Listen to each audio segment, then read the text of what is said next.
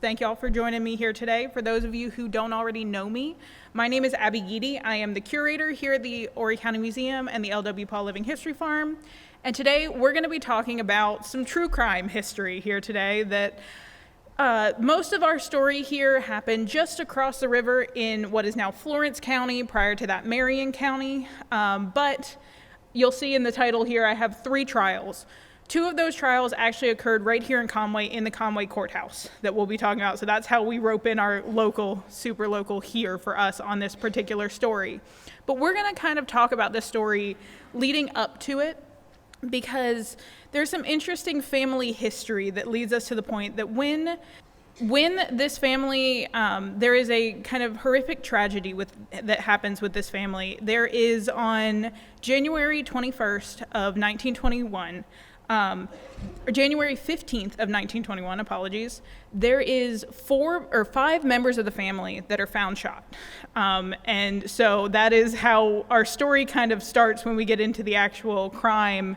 But while this is a horrific thing that happened, it is not horribly surprising, unfortunately, to the community that's there, because this family has quite a reputation when it comes to the family history that is going on there. And so we're going to talk a little bit about that family history going back around, talking about 6 generations kind of worth of this, with the 5th generation being the one we're going to spend the most time on here. That generation is the one in which the murders occur. And so we're going to kind of work our way through this family history and then talk about the actual murder and then talk about the trials after that. We're going to get started here by talking about the history of the Bigham family. Now, there are a couple books that were written about this particular family, including one that is called A Piece of the Fox's Hive by Catherine Bowling, and you'll see this quote here from that. Now, when Catherine Bowling talks about this particular incident, and she talks about this, sometimes she likes to talk as though she was there in the incident, so take her quotes with a grain of salt, I will say. But this particular quote really kind of wraps up the idea of how people thought about this family. So this quote here is, "We are not a family of people who die naturally. We die violently. There is no other way for Bighams to die." That's a pretty big statement, right? At the end of the day. And so as we kind of work through these different family generations, you'll see how this sentiment kind of comes up. But Marjorie Bigham Black, who is said in Catherine Boland's book to have said this quote, is one of those people who ends up passing away on that kind of fateful day in January of 1921. But before we get there, we're going to be following a family tree for the most part. I'm going to have this up here in like different iterations to try and help, because you'll notice if you look through this, there are a lot of repeating names, and I will try my best to note which one we're on. You'll notice that there are 3 Leonard Smileys. As we work our way down through here, we've got Leonard Smiley the first, who I will usually refer to as Leonard. The Leonard Smiley Jr. went by Smiley, and confusingly, Leonard Smiley the third goes by Smiley Jr. So you see why I have our little kind of guide here as we work through it. But we'll start with our earliest generations here.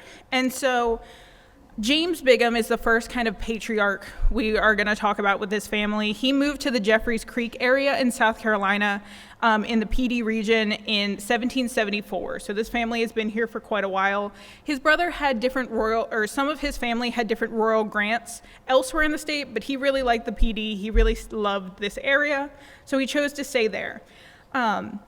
He was an intellectual who really heavily valued learning, but he also really, really valued land. This is something that will come up time and time again as this family goes through. Having and holding land becomes a huge kind of marker of the family. And so with having that land there, he has 8 children, as you see there. 2 of those children decided to leave the PD area. And so his oldest son, James, and his youngest daughter, Elizabeth, both decide to leave the state. And in his will, he leaves them just a little bit of money, no access to the land for the family, because if they didn't stay, they don't get access to that land. So that becomes kind of a continuing theme as we go through. As I said, he was a big intellectual. Beyond him, there's not so much of a focus on academics the way that he did, but his son John, who is the next patriarch we're going to kind of look at there, had a lot of very similar experiences to his father. He also had 8 children, 2 of which disappointed him by leaving. One joined out and decided to go to sea. He ends up passing away at sea at some point. And then Joshua, his other son, moves west at some point. I don't know, as you can see by me writing 4 daughters there, I don't have as much information on his daughters as I do his sons, but we know that Samuel and Leonard really kind of spearhead the family at this point. Samuel becomes the first person in the family elected to public office.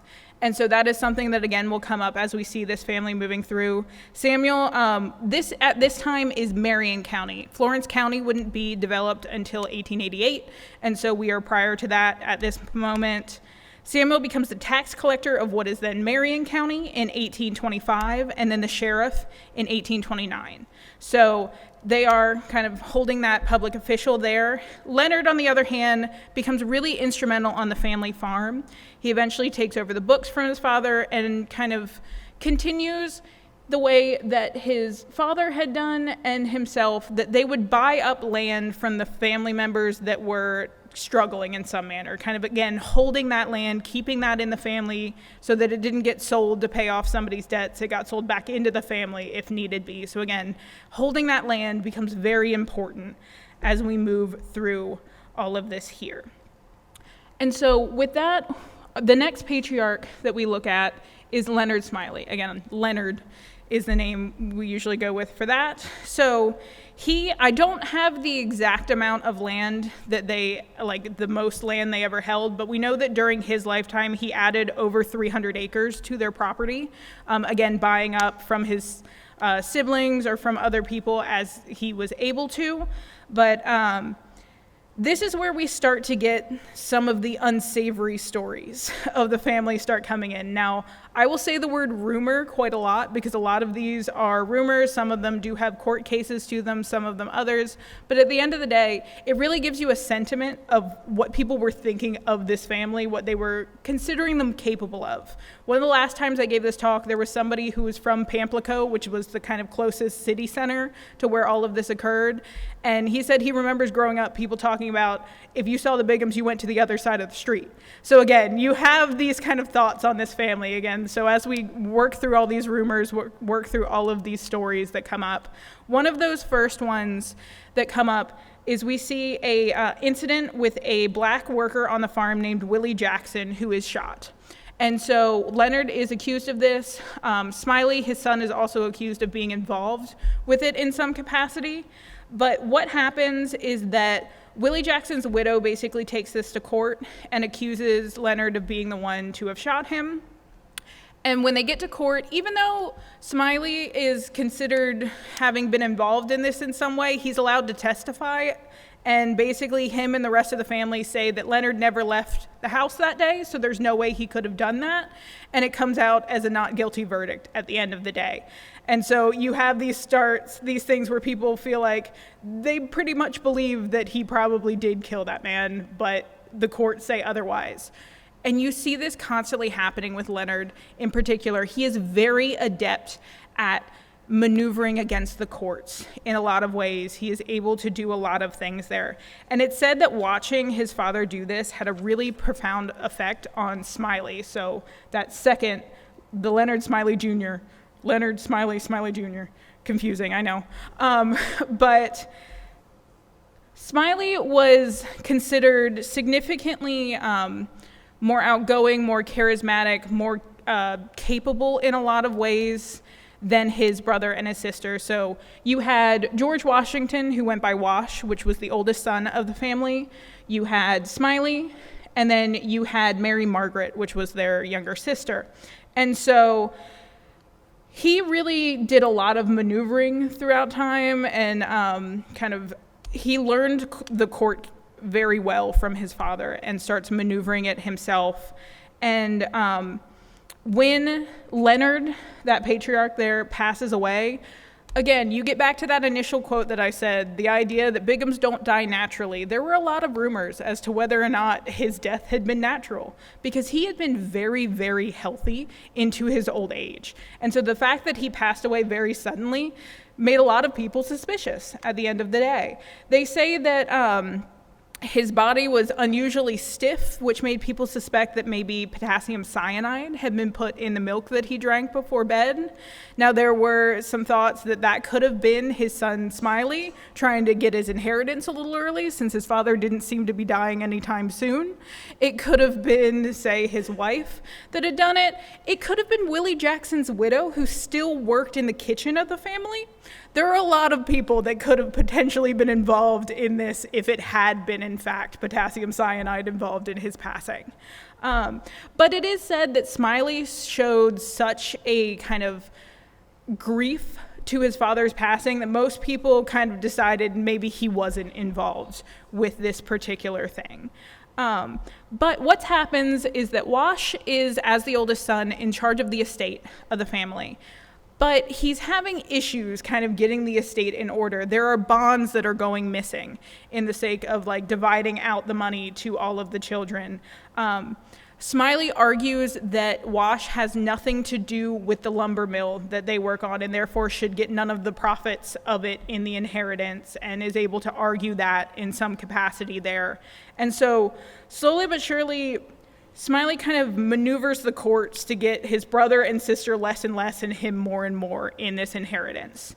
And so Wash attempts to fight a lot of these instances in court, but unfortunately, Smiley was just a lot more adept at those court cases. And Wash was a fairly sickly man for his whole life. And so he had some issues in kind of presence that Smiley did not in a lot of those spaces as well. And so at the end of the day, Smiley really holds that idea again of having and holding land. He starts, again, buying it from family and keeping it there. But he gets very nervous when his sister gets engaged, because he sees that, as people assume him seeing that as a possibility of his land being divided up later.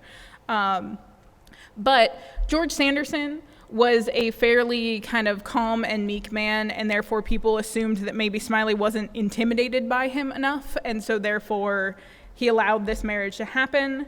But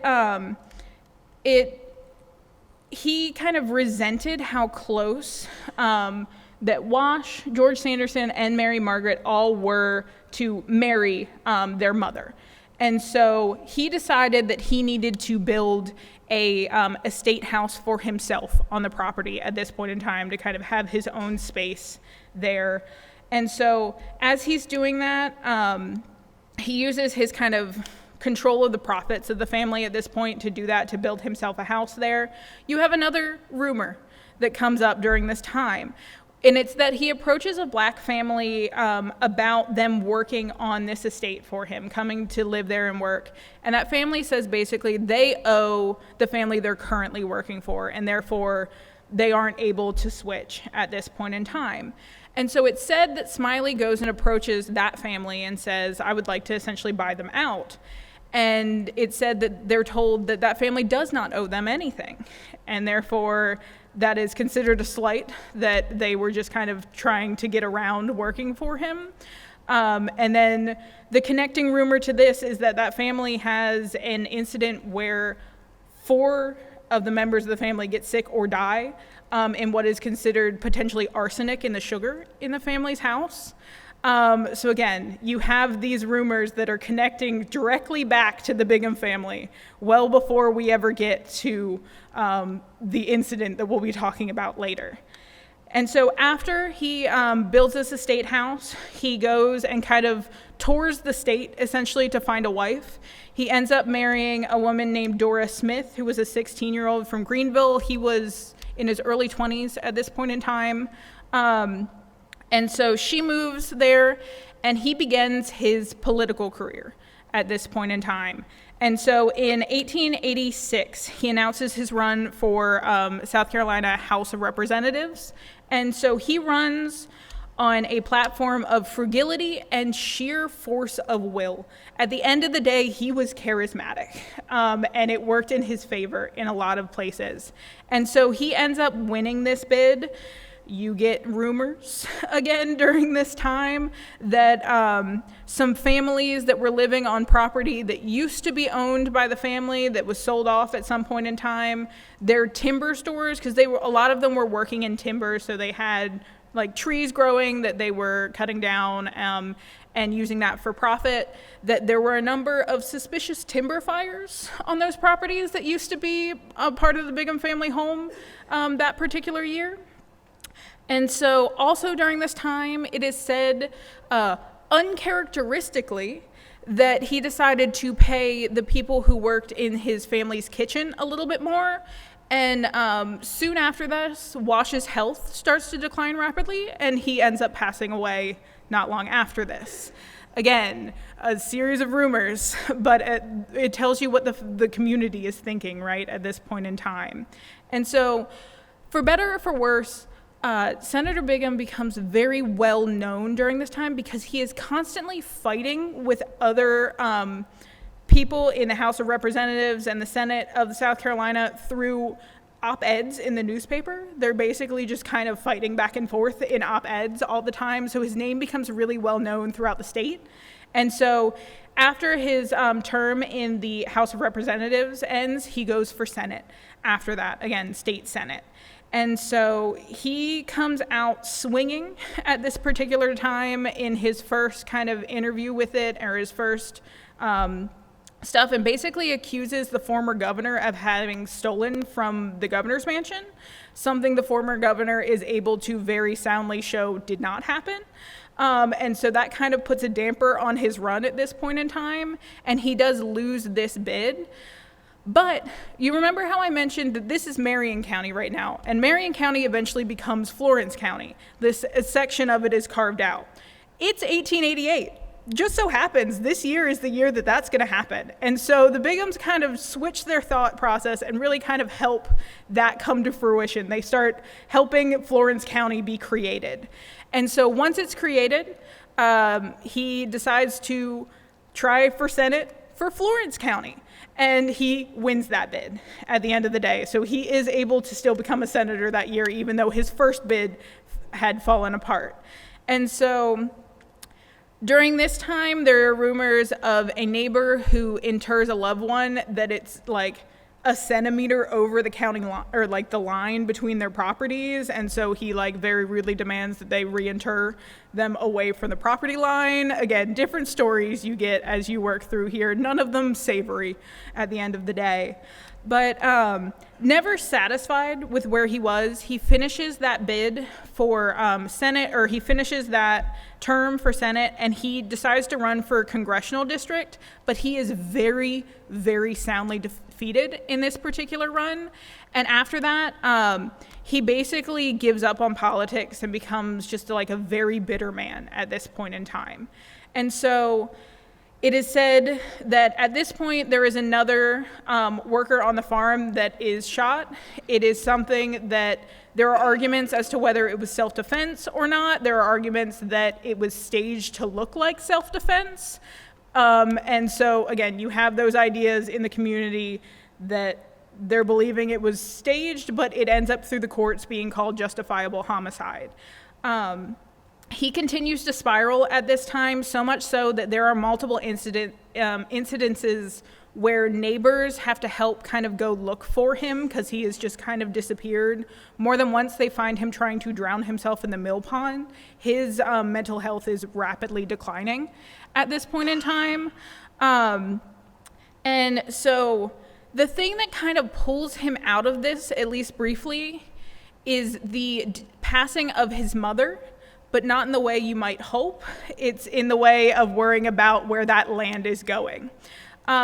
He goes and threatens the Sandersons, so his sister, Mary Margaret, and her husband, George Sanderson. He goes and threatens them basically to like give up their portion of the inheritance. And he is actually charged. He is found guilty for aggravated assault and forcible entry on the Sandersons, but he immediately ties up the proceedings because he accuses the judge of not being impartial. And so it goes into like kind of a further issue here. So as this kind of argument about the inheritance goes through, it eventually gets its way up to higher courts, and basically they're kind of, parties are told to chill more or less and to split everything. Just after this happens, Smiley produces a later written will by his mother that has completely taken his sister out of it, because supposedly there was a fight towards the end of her life that she decided to rewrite her entire will and write out her daughter. As some of you seems very kind of suspicious timing, but at the end of the day, the courts decide that the signatures are accurate, that the signatures are hers, and therefore the Sandersons get nothing from the estate, and all of it goes to Smiley. And he basically kicks the Sandersons out on the street at this point in time and takes over that entire property and that entire space there. His mental state does continue to drop after this, and eventually he gets more fearful, more suspicious, and at some point he also passes away. Some people think that maybe his wife Dora might have given him potassium cyanide to save like her own mental health at this point in time. Again, the idea that no one dies naturally at the end of the day comes up again. But his passing doesn't mark the end of this particular generation's, before we get into his children.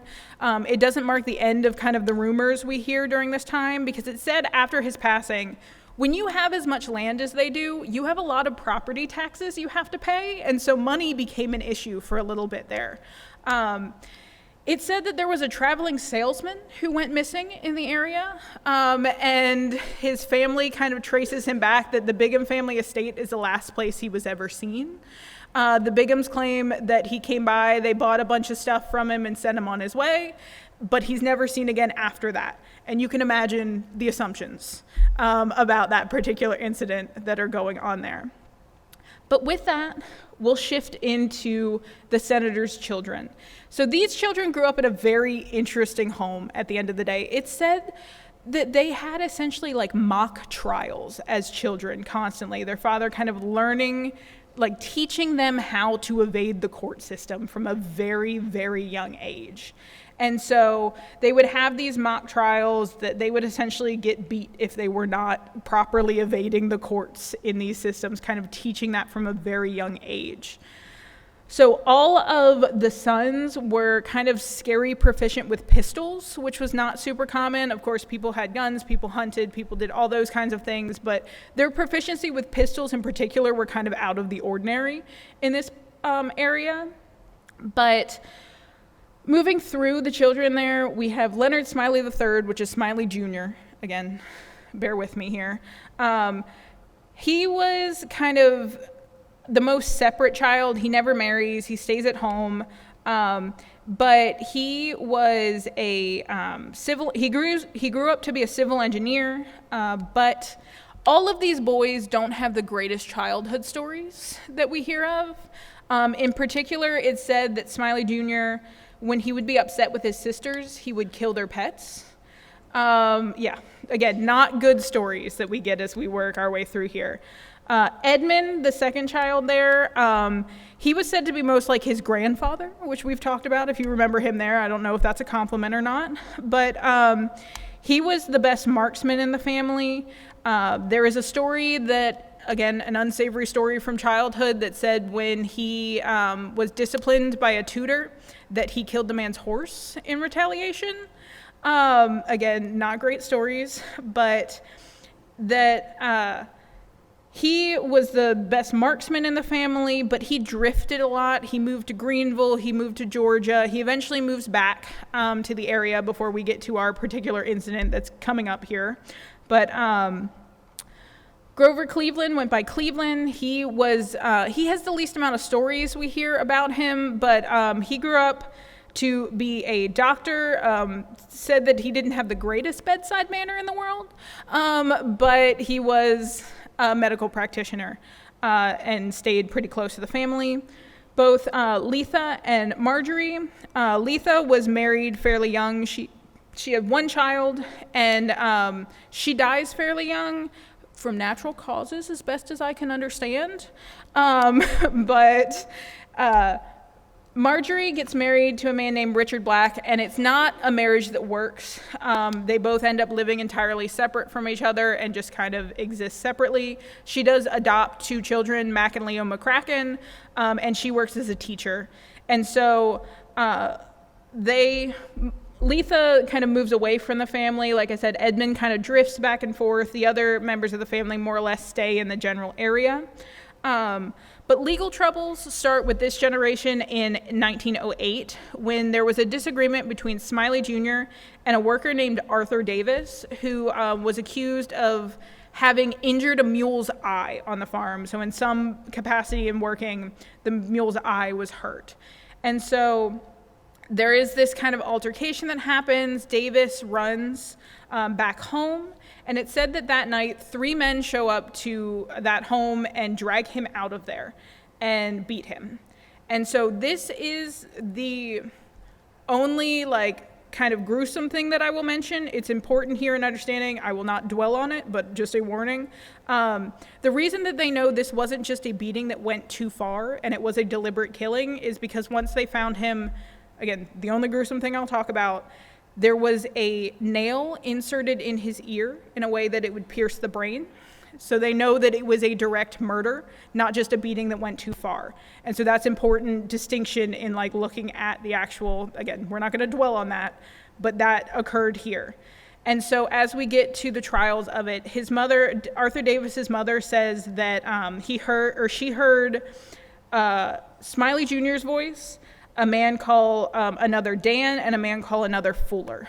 And so Dan Hines, Andy Fuller, and Smiley Jr. are all arrested for this. Now, some of the issue that we get into here is that right after this whole thing happens, there is a storm that literally and figuratively muddies the waters and muddies the area. So it's hard to tell where people went, where people go. So there is a level of doubt here in all of this. Supposedly, the family is said to have had a kind of family meeting about how we deal with this incident and how we're going to kind of defend here. It is thought that potentially Ruth, so Cleveland's wife there, might not have been on board in the same way the rest of the family had been trained. Because just after this incident, Cleveland and Ruth go to Murrells Inlet, kind of more our direction here, with the Avant family, and they stay there with them. It's said that Mr. Avant was very afraid of ghosts, and so Cleveland would kind of egg this on from time to time. And at one point, they're sitting outside, and in the kind of moonlight, they see this kind of ghostly figure walking on the beach. I'm not sure what your instinct when you think you see a ghost is, but apparently Mr. Avant's was to shoot at it. And as you might imagine, that was not a ghost. It was, in fact, Ruth that was walking on the beach at this time, and she does succumb to those injuries. Both Cleveland and Mr. Avant are arrested under manslaughter charges at this point in time, but that is occurring now at the same time that the other incident is occurring. The other members of the family are under trial for the Arthur Davis incident. And so in the Arthur Davis incident, Smiley's trial, or Smiley Jr.'s trial, the whole family says that they didn't leave that day, and so there's no way he could have done that. And so they are all charged as not guilty. On the other hand, in Cleveland's trial, they are both charged with manslaughter. They both get out on bond and slip town at this point in time. Now, Cleveland, as far as the courts are concerned, is never seen again after this point in time. Although we know that he was corresponding with his family because some of those correspondence have been caught between them. At one point, there is a correspondence that's basically like, I'm living a whole new life under a new name and I have a new wife and kids now. So it was so much easier to just be someone else then. But So we know he was still around, but he is never found again as far as the courts are concerned for this incident. But Mr. Avan is found in Texas eventually, I believe it was, and is brought back to serve his sentence years later. So this is where the family starts to kind of panic a little bit, because Dora, the mother, and Smiley Jr. had signed the bond for Cleveland. And so now they were worried that in order to kind of pay the bond or something, they might pull land, give some kind of something to give back to that. And so the family starts to kind of panic on this. And so in this moment, they deed 5/6 of the land to Letha, so their daughter Letha, and 1/6 of it to Marjorie.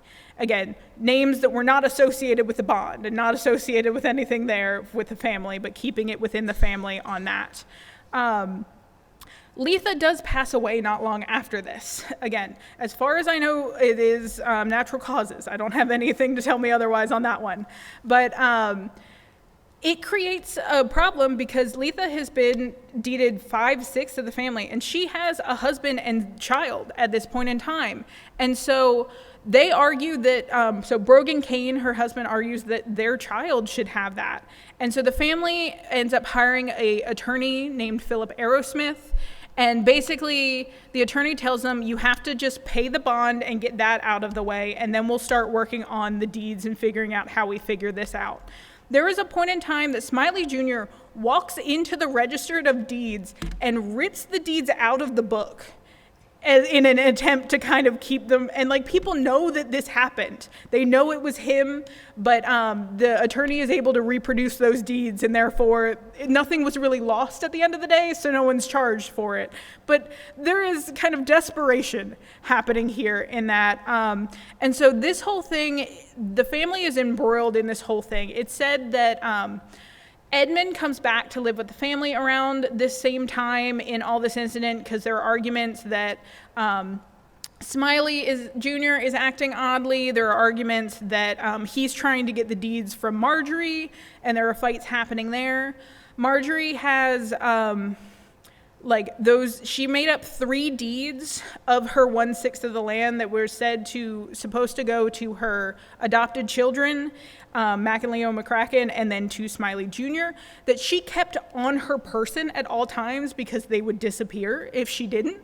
So this is the family that we are currently in. So these are your players as they currently exist in 1921. You've got Dora, which is the matriarch of the family there. You've got Smiley Jr., Edmund, his wife May, and their 2 children, Louise and Evelyn. Grover is off somewhere, living a whole new life. He is not involved in this anymore. Letha and Brogan Kane have kind of dropped out of this whole situation. And Marjorie is there with her 2 adopted children, Mac and Leo McCracken. When we get to January 15th, 1921, where 5 members of the family are found dead. What happens, as it is told, is that Edmund and his family decide to go to Pamplico for the day. And before they do that, so they leave the house to go to Pamplico. House is here, Pamplico's this way. They start by going this way to talk to a neighbor about some timber that they're working on together. And then he drives back past the house to head to Pamplico. And in doing that, he sees Dora, his mother, stumbling covered in blood out in front of the house. And so they get out of the car and go to her, and supposedly she says, Smiley has killed us all and before she succumbs to her wounds. She has 2 gunshot wounds at this time. So as she passes away, Edmund believes he sees somebody moving into the woods that he thinks later might have been Smiley Jr., moving away from the family. As they kind of continue to move through, they find one of the 2 adopted children having passed away on the back porch, also shot. Out in the backyard, the other adopted child is still alive, but he has been shot through the hand and the head. And so they move him inside. He eventually does succumb to his wounds overnight that night, so he passes away as well. And then eventually they find Marjorie upstairs in her bedroom, also having been shot, and those deeds are missing off of her at this point in time. Now, the interesting thing about Marjorie in particular, that comes up when we get to the trials, is that there was a left handprint in blood in her room that was not from her. This is of note, especially in the trial, because Edmund does not have a left hand, even though he is the one accused of having done all of this in this moment. So something I skipped before was that when Edmund was kind of moving back and forth, he was living in Greenville, he was living in Georgia, kind of all around there, he had his own fair share of scams that he was running during that time. There is an incident that he was out gambling with 3 people, and that night the guy who had won turns up dead. The other guy ends up being charged for it, but a lot of people think that maybe there was a setup involved there. But the incident in particular is that he puts in for an insurance payout for having lost his left hand, for having tripped on a train platform and having his hand run over by a train that has to be amputated. Unfortunately for his scam, there were people on the train tracks who watched him put his hand in front of the train on the tracks and actively attempt this, which I guess attempt is the wrong word. He succeeds in ruining his hand, but he does not succeed in getting the insurance money because it is a clear fraud. But that does mean that he does not have a left hand. So that will come up there in the trials as we move into those.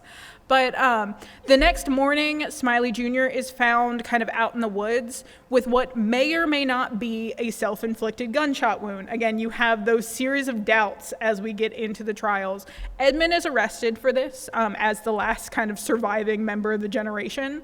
And then he is brought to trial only a few months later.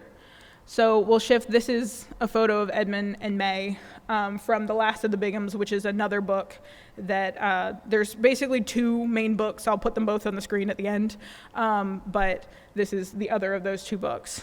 And this first trial occurs in March, so March 25th of 1921. So it's only been about 2 months from the time that the incident occurs till we get to the first trial. And technically, this is just for the murder of Smiley Jr. Because basically they're saying if they can prove that he murdered the person who seems like he may or may not have a self-inflicted gunshot wound, then you can argue pretty easily the rest of them, right? Because that is your doubt point. Did Smiley do it or did Edmund do it? A lot of these arguments that come through are about the family dynamics in the weeks before the murder. So you have things about saying there were fights between Marjorie and Edmund about those deeds that have gone missing, saying that Edmund was called home because Smiley was acting concerningly, so kind of which one is unstable in those weeks coming up. You have Marjorie's wills that basically it says that Smiley Jr. was one of the people she was trusting with that, not Edmund, so that kind of brings in doubt there. But right after, while Edmund is in jail kind of waiting for his trial, his wife May brings a deed to the Register of Deeds to try and get it through that was basically saying, like, here's a list of things that, like, the family owes Edmund so much money that if we're not able to pay him back, these are all the things we'll give him instead. And it does not have the right stamps and things on it, so it's not put through, but a lot of people find that suspicious timing in this particular incident. So that, again, you've got that back and forth on that. You've got the testimony of Edmund's oldest daughter. His oldest daughter is basically just old enough to talk. His youngest is not old enough to talk. She gives a very, from a child's version of the story that Edmund tells, basically exactly. And so a lot of people find it very hard to disbelieve a small child in this incident. But on the other hand, when his wife May testifies, she seems completely devoid of emotion in a way that people assume she's lying. So you have, again, these kind of juxtapositions back and forth. Doubts on whether or not Smiley's wound is self-inflicted, because there is some blood on a nearby tree that people argue either could have been splatter or it could have been someone wiping their hand off as they walked away from it. So you have that back and forth. You have the coroner kind of doubting how easily the gunpowder washes off of the person when they were being kind of cared for after, showing as to whether or not the gun was close enough to do. So lots of different arguments that are happening here on that. At one point, that Philip Arrowsmith, that is their attorney, puts himself on the stand to talk about the whole deed situation. It's very confusing, but ultimately the jury decides that Edmund's guilty and sentence him to death row. This is where we start to get into a layer of superstition that comes in with the Bigham family. Because after this verdict is put forth, they kind of let Edmund have the floor to just kind of talk for a little while. And at one point he says, "I know that everyone in this courtroom who has borne false witness against me will die before my body ever lies in its grave." This is a quote that will kind of come back as we kind of look through, but he is sentenced at this point. Right after this, there is what is kind of affectionately known as the Bigham freshet, which was like a storm that moves through that basically floods Florence like days after this, that people often associate with the trial. And then he is able to stay his execution by just like keeping trying to appeal. And eventually he is able to appeal for a second trial after May was looking for an old piece of furniture and found some letters that were supposedly from Smiley Jr. documenting his instability during this time. And so that is what brings them to the second trial. This is Smiley Bigham III, so that's Smiley Jr. there, again from that Last of the Bighams book. But this second trial occurs in 1924. And it is a dramatic trial. Now remember that quote I said, it has been 3 years and 4 of the prosecution's witnesses have already died since the last trial. As you get into this, Dora's, the mother's head is re-exhumed to look at the gunshot wounds, and it is brought into the courtroom and like thrust in people's faces to try and get better testimony from them. An aside about that is that apparently Dora Bingham's skull just kind of hung out in Conway for a while. There was somebody the last time, or one of the first times I gave this talk, that talked about he grew up with it under his bed. So it is not reinterred until I believe like the 80s. So that's just kind of an aside about that. But this dramatic trial was moved to Conway. I forgot to mention that there because they decided Florence was a little too unbiased. So they moved it across the river over to here. So this is all occurring in the Conway courthouse now. So again, you have that skull being thrust in people's faces. You have a witness at one point talking about how they feared Edmund right after the killings had occurred, has a heart attack on the stand and dies on the stand. And so at this point, Edmund kind of, again, in this kind of superstition-based aspect of this, jumps up and says that God is punishing those who malign and persecute me. Those who tell their lies against me are dying, don't you see? God will cut you down like flies. Never one without a flair for the dramatic, it seems. And so at one point later on, they're in there, and Edmund goes on another rant saying that those who testified against him have been bought, and the whole courthouse gets very quiet, and they hear this kind of weird sound that they realize is the balcony starting to collapse. Because there are so many people in the courthouse that the balcony is overfilled, and it is about to collapse. They have to evacuate the courthouse and not let people back up there after that. And so, again, this is a dramatic kind of chaotic trial, as you can see going through here. They decide that those letters that were found are not legitimate letters at the end of the day, and therefore he is still charged as guilty at the end of it. He says at the end, again, given the floor to speak, says that he has not lost faith. A just God will yet save me from the electric chair. Right after this, as the judge is signing his verdict, he starts to have a weird issue with his eye. And then he ends up hospitalized for like a few weeks after this. So again, that kind of superstition aspect, you get these ideas that like everything's a little weird around these trials.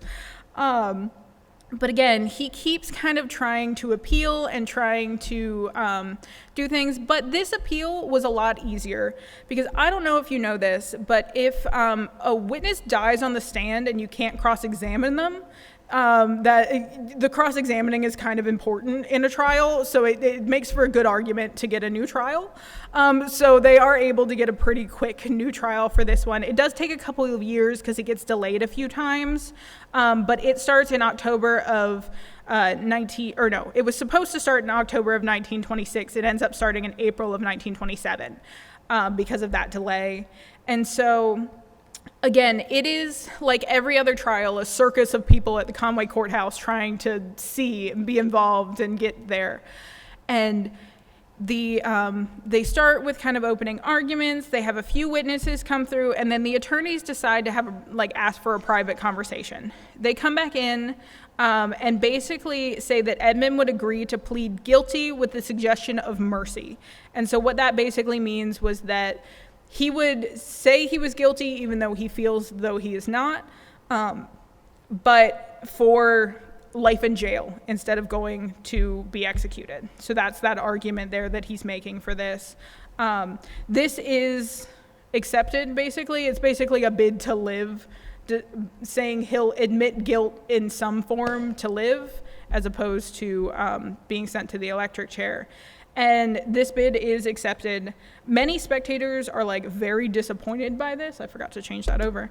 But it is, some people feel like justice was never served in this properly in this situation. Some people just wanted to see a trial again that was kind of chaotic, and they were denied that. But at the end of the day, he goes to spend most of the rest of his life in jail. This picture here is actually of a postcard of one of the old Conway jails of Edmund leaving it. So that's kind of an interesting in our collection here. But like I said, Edmund doesn't actually live his entire life in prison. He appeals a lot. He tries to go for parole a lot, but he's always denied it. And it's not until like the last few years of his life see, I promise you, he didn't have a left hand. But eventually, Senator Ralph Gasky of Marion County takes up his cause in 1960. So we're quite a few years after at this point in time. Time and distance really kind of sowed doubt as people looked back on this trial. There are new ballistics studies that say that it's very possible that Smiley Jr. stuff could have been self-inflicted wounds. Again, it's not 100% certain, but there was more doubt there that it might have been than there was before. His daughter that I mentioned, she never changes her story for her entire life. And so a lot of people take that to mean something very significant, because she could have grown up and said, actually, like, I was lying as a 3-year-old, right? But she never did that. She does pass away kind of younger than Edmund. The whole family basically kind of moves away. That is all of his family, so May and his children both move, I think, like out west as far as they can manage away from the Bigham family. Some of them change their names to get kind of away from the association, but they never change their stories at the end of the day. So all of that kind of leads Senator Ralph Gasky to kind of take up this cause. Because the thing is, if you remember with that first trial that I mentioned, it was only for the trial for the murder of Smiley Jr. He was never actually given a trial for the other 4 murders he was accused of. And therefore, they were able to get him out on parole on a lack of speedy trial. And so at this point in time, it's 1960. There are little to no witnesses still alive. At this point in time, it said that, from what I heard, there were maybe a couple of people on the jury that outlive him, but he managed to outlive most people associated with his trial. And so he gets out, and he spends about 2 years living in Marion County before he passes away in 1962. It's believed he was about 81 years old. He would often write different ages on his appeals. So we're not sure if he just didn't know his age or if it was a fun thing that he was doing to keep himself entertained. So we think he was about 81, but at this point in time, he, again, spent his last 2 years of life out of prison because there was this idea that maybe there was more doubt that he hadn't done it than there used to be, and also because he had never been given those speedy trials to the other 4 murders he was accused of. But with that, like I said, there are 2 books. Now, neither of these books are in print anymore, tragically, and they can be pretty expensive if you try and find them from places. I always say a librarian can work wonders. So if you're interested in them, check out a library, I would suggest. But Last of the Bighams is interesting because it was actually written in the 1920s, so right around the time that the trials are happening. I believe it was around the time of the second trial, if I'm remembering correctly. And so it gives you that like current sentiment of how people are feeling. It is a news reporter that's writing these things, and so he's very biased that Edmund is the one that had done it. And so like you see that there, but that's also the kind of general thought process of a lot of people during that time.